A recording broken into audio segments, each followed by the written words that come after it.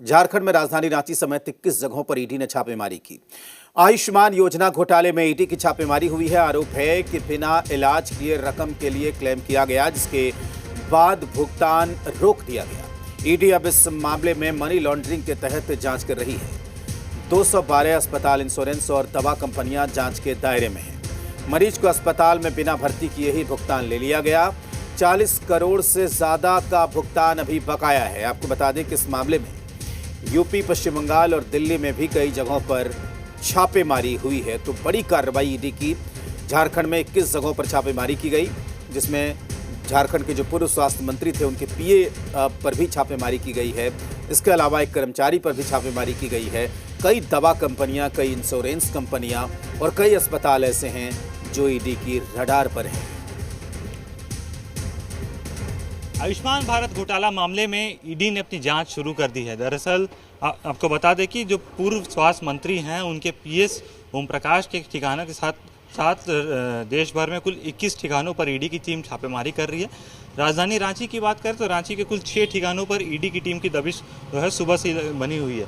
आपको बता दें कि हम इस वक्त पीपी कंपाउंड में मौजूद है, जहाँ पर MD India health insurance company के दफ्तर पर जो है ईडी की टीम सुबह से पहुंची हुई है। लगातार दस्तावेजों को खंगालने का काम किया जा रहा है। दरअसल ये जो पूरा मामला है, ये आयुष्मान योजना में अनियमितता पाई गई थी, कैग की रिपोर्ट आई थी, उसके बाद से ये तमाम चीज़ें साफ होती नज़र आ रही हैं। और अब जो है ईडी की टीम तमाम ठिकानों पर जो है अपनी दबिश बनाई हुई। मनी लॉन्ड्रिंग का मामला दर्ज किया गया था। उसके बाद अब 212 अस्पताल, इंश्योरेंस और दवा कंपनियां जो हैं इस जांच के दायरे में हैं। आपको बता दें कि मरीज़ के बिना भर्ती किए हुए भुगतान लेने का ये जो पूरा मामला है, और इसको लेकर अब ईडी अपनी जांच कर रही है। कुल 21 ठिकानों पर देश भर में छापेमारी लगातार जारी है। अभी भी ईडी की टीम अंदर मौजूद है। आप देखिए, सुरक्षा के जो जवान हैं वो तैनात है, वो पूरी तरह से सैनिक साहब बाहर हैं, और कहीं ना कहीं अंदर जो है ईडी की तमाम अधिकारी लगातार दस्तावेजों को खंगाल रहे हैं, अपनी जांच को जो है और धार कर रहे हैं। तो साफ तौर पर आने वाले समय में देखना होगा इस जांच के दायरे में और कौन कौन से लोग शामिल होते हैं। अपने सहयोगी राहुल दीक्षित के साथ अनिल खंडेलवाल, जी मीडिया, रांची।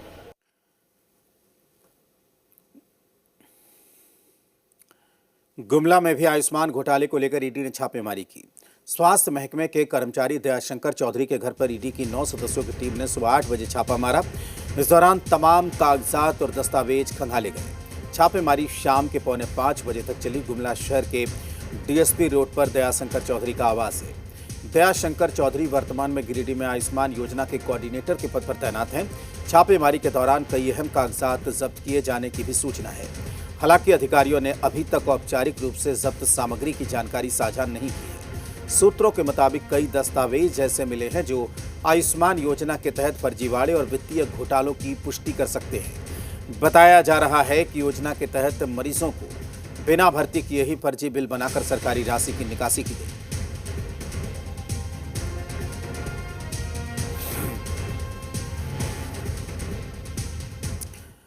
पूर्व स्वास्थ्य मंत्री पन्ना गुप्ता के सचिव ओम प्रकाश सिंह उर्फ गुड्डू सिंह के जमशेदपुर स्थित घर पर ईडी ने छापेमारी की।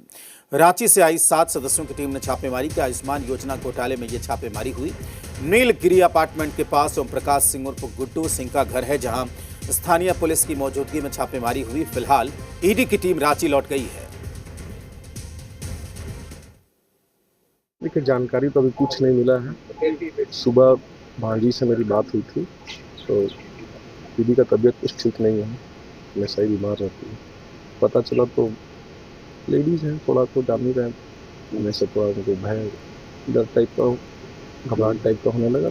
माँ बोली को जाकर हम आए हुए हैं। आयुष्मान योजना घोटाले में ईडी की छापेमारी पर जमशेदपुर वेस्ट के विधायक सरयू राय ने बड़ा बयान दिया। उन्होंने कहा कि कोरोना के बाद आयुष्मान के नाम पर बड़ा घोटाला हुआ। करीब 40 करोड़ का फर्जी बिल अब तक पड़ा हुआ है। 225 अस्पतालों में आयुष्मान योजना के नाम पर हेराफेरी की गई है। इतना ही नहीं, सरयू राय का आरोप है कि इसमें राज्य के मंत्री और विभाग के सचिव शामिल हो सकते हैं। पूर्व स्वास्थ्य मंत्री पन्ना गुप्ता के सचिव के घर पर भी छापेमारी हुई है। ईडी 21 जगहों पर झारखंड में छापेमारी कर रही है। कोरोना के बाद से आयुष्मान योजना में बड़ा घोटाला हुआ है। अभी भी 40 करोड़ रुपए का फर्जी बिल पड़ा हुआ है, जिसका भुगतान नहीं हो रहा है। और करीब करीब 225 ऐसे अस्पताल हैं जो घोटाले की जद में हैं। और इतना बड़ा घोटाला तभी हो सकता है जब राज्य के मंत्री या राज्य के सचिव उस विभाग के इसमें शामिल हों। आयुष्मान योजना में घोटाले को लेकर पूर्व केंद्रीय मंत्री अर्जुन मुंडा सख्त कार्रवाई की बात कह रहे हैं।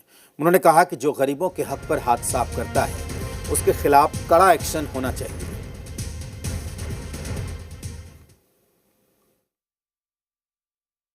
एक गरीब व्यक्ति को या ऐसे जिसके पास साधनों का अभाव है वैसे व्यक्ति को ध्यान में रखते हुए एक महत्वाकांक्षी योजना इस देश में प्रारंभ हुई और दुनिया में पहला ऐसा योजना है जिस योजना के माध्यम से एक आम आदमी की जीवन सुरक्षा की गारंटी देता है। ऐसी योजना में अगर किसी तरह का अनियमितता पाया जाता है तो स्वाभाविक रूप से उसकी जांच होती है। जांच की कार्रवाई और इस तरह के घटनाओं के मामले में कार्रवाई की निरंतर चलते रहती है। यह प्रशासनिक कार्य है, इस पर मुझे बहुत ज़्यादा कुछ नहीं कहना है। और झारखंड में जिस तरीके से कई जगहों पर ईडी की टीम की छापेमारी चल रही है, इस पर ज़्यादा जानकारी के साथ हमारे साथ जुड़ गए हैं जी मीडिया संवाददाता कुमार चंदन। उनसे बात करते हैं। चंदन, ये बताइए कि इस वक्त क्या अपडेट है इस बड़ी रेड को लेकर जो ईडी की टीम की तरफ से चल रही है?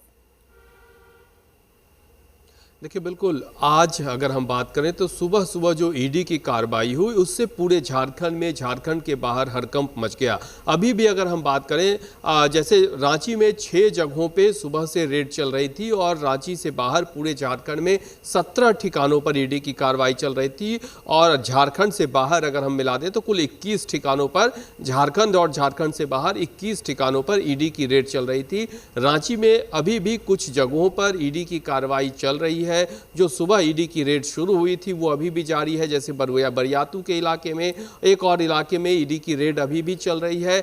और कुल मिलाकर अगर हम बात करें तो ये साल 2025 में पहला रेड है और इस आयुष्मान भारत से जुड़े रेड ने पूरे इलाके में झारखंड में हड़कंप मचा दिया है और इस बात की चर्चा होने लगी है क्योंकि इस पूरे मामले में अगर हम बात करें तो जिस तरह से आयुष्मान भारत से जुड़े हुए टीपीए की बात सामने आई है, कुछ कर्मियों की बात सामने आई है, पूर्व स्वास्थ्य मंत्री के पीएस की बात सामने आई है, तो आधिकारिक तौर पे लेकिन जरूर इस बात का इंतजार है कि जो सुबह से रेड शुरू हुई झारखंड में 17 जगहों पर, पूरे देश भर में झारखंड से बाहर मिलाकर 21 ठिकानों पर जो रेड हुई है उसमें ईडी के हाथ क्या कुछ लगे हैं। आधिकारिक तौर पे ईडी इन चीज़ों को लेकर किस तरह से बातें सार्वजनिक करती है, साझा करती है, लेकिन अंदर खाने जो चीज़ें छनकर आ रही है क्योंकि ये आधिकारिक तौर पर अभी चीज़ें नहीं सामने आई हैं तो ऐसा जरूर जानकारी निकल कर आ रही है कि कुछ कागजात, कुछ साक्ष्य ईडी ने लिए हैं, जब्त किए हैं, कुछ कैश की बात आ रही है, लेकिन आधिकारिक तौर पे ये अभी तक पुष्ट नहीं हो पाया है। इस बात का जरूर इंतजार है कि जो इतनी बड़ी रेड हुई है 21 ठिकानों पे पूरे झारखंड में, झारखंड से बाहर रांची में अगर मिला दें तो अब ईडी के हाथ क्या लगे हैं, ईडी ने किन किन चीज़ों को जब्त किया है, या अगर कैश की बात आ रही है तो कितना अमाउंट है, इसको लेकर ईडी किस तरह से चीज़ें सार्वजनिक करता है। बिल्कुल चंदन, जाहिर सी बात है कि कई तरह की बातें इसमें हो रही हैं और ये भी आप कह सकते हैं कि जिस तरीके से पूर्व स्वास्थ्य मंत्री के पीए के ठिकानों पर छापेमारी हुई है, तमाम ये जो बात कही जा रही है, तो ऐसे में बन्ना गुप्ता की मुश्किलें बढ़ सकती है, ये भी हम कह सकते हैं। देखिए, बिल्कुल अब ये मामला राजनीतिक तौर पे भी तूल पकड़ता जा रहा है, आरोप प्रत्यारोप की सियासत शुरू हो रही है। दूसरी तरफ जो जांच की दिशा जा रही है, ईडी के रेड की जो दिशा जा रही है और जिस तरह से पूर्व स्वास्थ्य मंत्री के पीएस के यहाँ रेड हुई है, उसके बाद वहाँ से कौन कौन से ऐसे चीज सबूत हाथ लगे हैं ईडी के, और उसके बाद जो आगे की दिशा होगी वो और किन किन लोगों तक जाएगी, क्या पूर्व स्वास्थ्य मंत्री तक या इससे और भी कुछ लोगों तक, अधिकारियों तक जाती है, बड़े चेहरों तक जाती है, ये देखने वाली बात होगी। और इसीलिए इस बात का इंतजार है कि ईडी ने जो रेड 21 ठिकानों पर किए हैं, जो चीजें ईडी के हाथ लगी है, उन चीजों के आधार पे ईडी का आधिकारिक तौर पे बयान किस तरह से सामने आता है। बिल्कुल चंदन, जाहिर सी बात है कि आपने सियासी इसकी बात की, सरयू राय ने बयान दिया है, अर्जुन मुंडा ने बयान दिया है और जाहिर सी बात है कि विपक्ष जिस तरीके से आक्रामक नजर आ रहा है, तो एक नया मुद्दा यहां पर विपक्ष को मिलता हुआ दिख रहा है।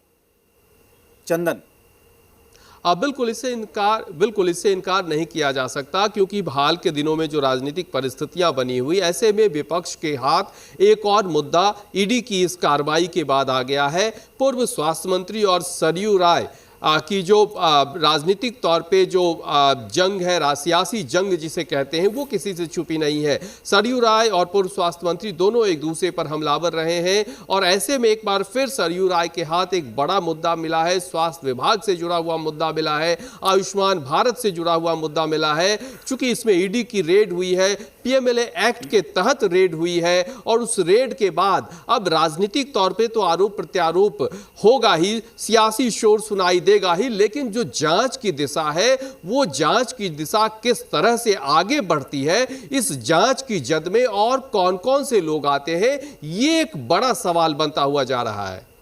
बिल्कुल। और क्या इस मामले को लेकर कांग्रेस की तरफ से, पूर्व स्वास्थ्य मंत्री की तरफ से या किसी और की तरफ से कुछ भी कहा गया है, कोई बयान दिया गया है चंदन? देखिए, पूर्व स्वास्थ्य मंत्री की तरफ से आधिकारिक तौर पे कोई बयान नहीं आया है। हाँ, कांग्रेस की तरफ से जरूर इस पे दबी जुबान से प्रतिक्रिया आ रही है कि जांच हो रही है, केंद्र की एजेंसी है, इस तरह की जो टिप्पणियां होती है, जो बयान होते हैं, वो सामने आ रहे हैं। अब ये देखना होगा कि जो ईडी ने रेड किया है, किस ठिकानों पे ईडी के हाथ क्या लगे हैं, ईडी आधिकारिक तौर पे कोई प्रेस रिलीज जारी करता है या किस तरह से चीजों को साझा करता है, और इसके बाद जो परिस्थितियां होंगी, इसके बाद जो राजनीतिक बयानबाजी होगी, इसके बाद जो आरोप प्रत्यारोप होगा, या फिर कहे मुद्दों की तलाश में जुटी बीजेपी के हाथ एक और जो मुद्दा मिलता है, उसके बाद राजनीतिक आरोप प्रत्यारोप का रंग और क्या होता है, यह भी एक बड़ा मामला है। ठीक है चंदन, बहुत शुक्रिया आपका पूरी जानकारी के लिए।